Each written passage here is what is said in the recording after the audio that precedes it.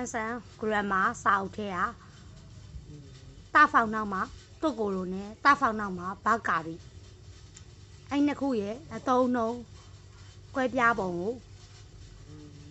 ပြောပြပေးမှာပါတာဖောင်နောက်မှာဘာကာရီရလဲကာစတာဖောင်နောက်မှာတုတ်ကိုလိုရလဲပြီးကာစနှစ်ခုလုံးကပြီးကာစချင်းအတူတူပဲတာဖောင်နောက်မှာတုတ်ကိုလိုကကြတော့အချိန်အတိအကျကိုညွှန်းတယ်ပေါ့နော်အခုလေးတင်ပြီးကာစားအဲ့လိုအဓိပ္ပာယ်ရတယ်တာဖောက်နောက်မှာဘာကာရီရတော့အချိန်တွေကိုကြည့်ပြီးတော့ပြီးကာစား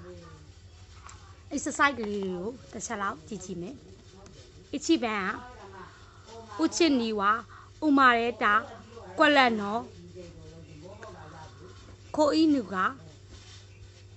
စမ်ဘီကီအီမတ်အိမ်မှာတော့မွေးဖွားပြီးဂါဇာ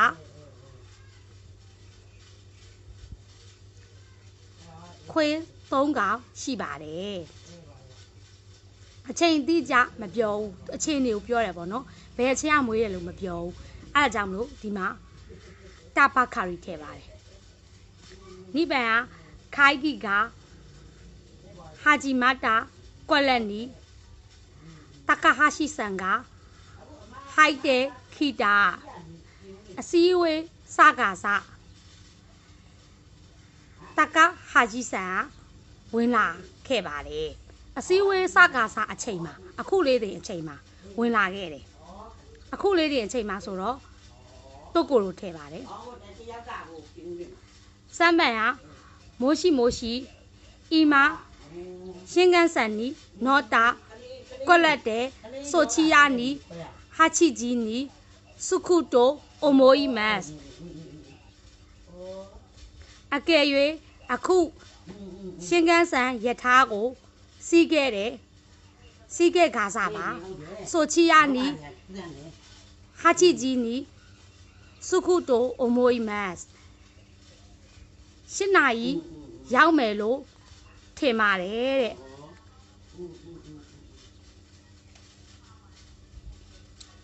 အခုလေးတွေရှင်းကန်းဆန်ကိုစီးကာစားဆိုတော့တုတ်ကိုလိုထည့်ပါတယ်အချိန်ကိုပြောတဲ့အတွက်ပေါ့နော်အခုလေးတွေဖြစ်တာကိုတုတ်ကိုလိုသုံးပါတယ်အချိန်တွေကိုသုံးရင်ဘာကာရီသုံးပါတယ်ရုံးမှန်ကခိုနိုပါဆိုကုံဝါမာတာခါတာကွက်လက်နော်နာနော်နီရှောချီကဝါရူီဒီကွန်ပျူတာဝယ်ခဲ့ပြီးကစားဖြစ်တော်လဲအချိန်တွေကအစိုးတယ်အချိန်ကိုမပြောဘူးဘယ်တော့မှဝယ်တာလဲတော့မသိဘူးပေါ့နော်ဝယ်ပြီးကစားတော့ဝယ်ပြီးကစားပဲအဲ့ဒါကြောင့်ဒီမှာဘာကာရီထည့်ပါတယ်ခေါပန်ကခါရီဝါအီခါကဆူမာအဲနီဟွန်နီခိတာကွက်လက်တာဆိုဒက်ဒဲမိုနီဟွန်ကောကဂျောစုတက်နေကောင်လေးရတဲ့သူကပေါ့နော်တလားမတိုင်ခင်ကဂျပန်ကိုလာကစားလို့ဆိုတယ်ပေါ့နော်ဒါပေမဲ့ဂျပန်ဘာသာကတော်တယ်လွန်ခဲ့တဲ့တလားလာတာဆိုတော့ဘာကာရီထည့်ပါတယ်ရခုပန်စုခိနာဖျောက်ခုကိုခိခိအိုဝါတာကွက်လက်တဲ့ချောတိုဟီရူယာစုမီကအိုဝါတာကြိုက်နေတဲ့သေးဝါကိုနားထောင်ပြီးတော့ပေါ့နော်နားထောင်ပြီးကစားခဏလောက်